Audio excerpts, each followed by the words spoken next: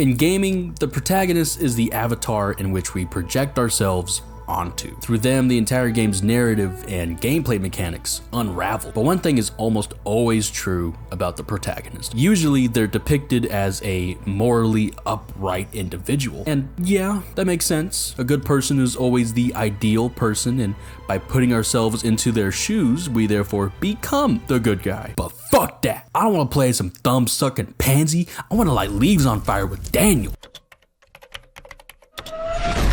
Playable villains can be a fun twist to the otherwise tried and true, but admittedly predictable concept of playing as a hero. I mean, I'd rather play Dragon Quest over something like Hatred, like any day, but the opportunity to create and explore villains as playable characters is too cool to pass up.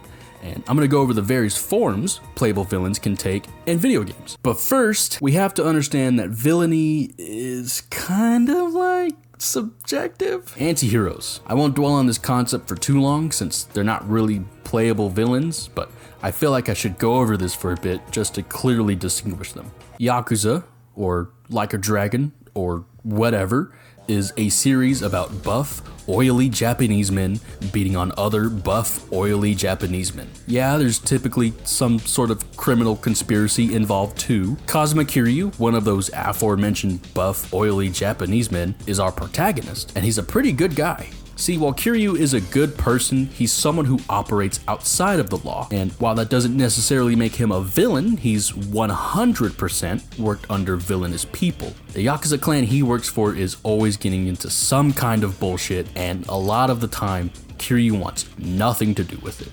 He only ever really steps in when people he's attached to personally are hurt, and some of the things he does in the process is without consideration for the people around him. But while we as players know that he's really a kind and considerate person and that all he's ever really wanted is to take a break from all the fucking shenanigans, that doesn't stop the general public from seeing him as nothing more than another goon. He's Yakuza. He's stuck in an endless cycle of crime, and others find him guilty just by association. The player has to face that fact multiple times throughout the series. Kiryu is misunderstood, and he owns it. Anti-heroes usually have some reason to atone for their past sins, or at least some kind of Robin Hood complex. Gameplay mechanics like stealing or reckless fighting become a lot more acceptable when you can justify the context they're being used in. But I think we also have to look at things that we perceive as villainous. Villainy is, in truth, a human concept that we label onto things that we feel are malicious. Think shark attacks or getting fucking vaporized by lightning. And a lot of the time, at least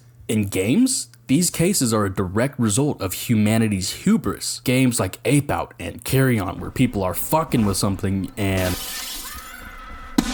the player is then given control over this entity, and its ultimate goal at this point is to survive and thrive. The same exact goal as humanity, except it doesn't have the same principles and standards as humanity, because why would it? This creates a really interesting gameplay scenario where you're bulldozing through people, tearing them apart, slamming them against walls, throwing them out of windows. It's a really awful but morbidly fun power fantasy that you're really not going to get playing strictly as a hero. And this is all a bit more justifiable when you're controlling a creature that can't just decide to become something else. But what if you could? Player choice, a staple feature in gaming at this point. For the most part, it's up to you to decide what kind of build or narrative path you want to go with. But with anything decision-based, you're going to have to outweigh the pros with the cons. And with games where you can clearly become a villain, understandably, there's going to be a lot of cons. Things like bad endings that end things on a more sour note, or losing out on an entire tree of skills because of your narrative decisions. The other problem with playing as a villain is that it's very easy to alienate the player by making your protagonist too much of a shithead. Villains that have motivations and ideologies that you can at least understand and sympathize with somewhat are a good workaround. Entertaining villains typically don't see themselves as the bad guy, even when their methods most certainly are. That doesn't mean all villains need to be that way, but it definitely helps when you're playing as one. For example, back when I played Overwatch, before Blizzard lied about their content plans for it, one particular character that stood out to me was Doomfist. Disregarding how much they've watered down a lot of the nuance in his gameplay with Overwatch 2 because of quote-unquote balance, I was actually more of a fan of his story. There's a lot of things to like about him as a character. his roots as a traditional African martial artist, his dissatisfaction with the business he inherited, literal Nigerian prince, and the fulfillment he finally achieves as he kills his mentor and just straight up takes his name. Yeah, him wanting to drive conflict in the world so humanity can evolve is a trope we've seen a million fucking times, but his commanding presence, his charm, and his delivery is all just like, you guys don't know how much hype there was for this character. I remember watching his origin story for the first time, and it was like this completely new thing they did where it was more of like an anime, and my god, you're telling me I get to play as him? I can do that? I can punch my way out of prison? Also, the guy who did ultimately end up voicing him, Soubou, sorry if I butchered it, absolutely kills it with his voice lines. Just listen. I'm coming for you all. A great leader adapts to their team, not the other way around. The future has no place for you. I'm having a good day. No one expected the Roman Empire to fall.